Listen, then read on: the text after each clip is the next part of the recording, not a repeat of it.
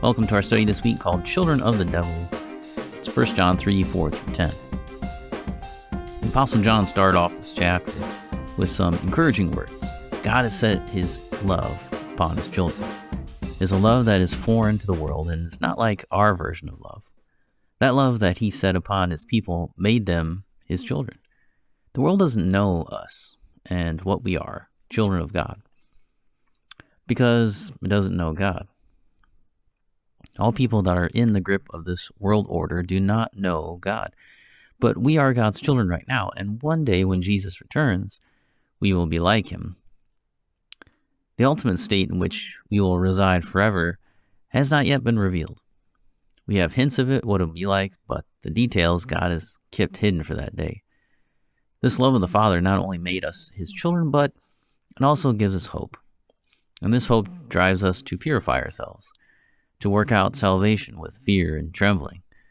One day, the process will be complete. But in the meantime, we work to cleanse ourselves of our impurities as the Spirit works in us.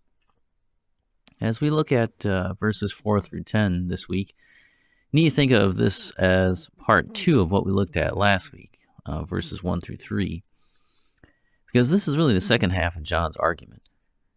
There is one word that John weaves throughout 1 through 10 that ties us all together. It's the word appeared. He uses it 5 times in these 10 verses. It could also be translated as apparent, clear, visible, manifested. When we use this as an adverb, it means clearly or obviously. It's also used as publicly or well known.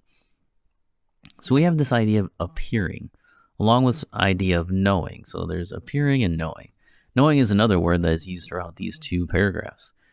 This ought to make logical sense to us because something that has appeared and is obvious to everyone also means that we know that it exists. It's there. We know what it is.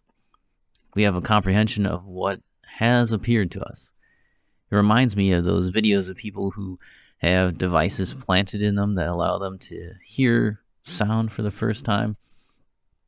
As he knows, they turn the sound on, so when they hear the sound for the first time ever, it's obvious to them that this is what sound is. It's appeared to them, it's made manifest to them, and they know it. There's no doubt about it.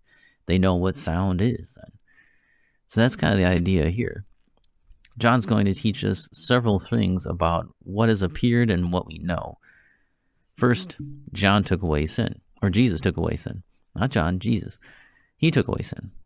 He appeared, and we know he did this. The second thing that John writes about is that Jesus destroyed the works of the devil. He appeared, and we know that's what he did. Third, Jesus made us born of God. His seed abides in us. And then finally, we know the children of the devil. It's obvious, and we know who they are. So that's where we're going this week. So come back tomorrow, and we'll look at verses 4 through 6.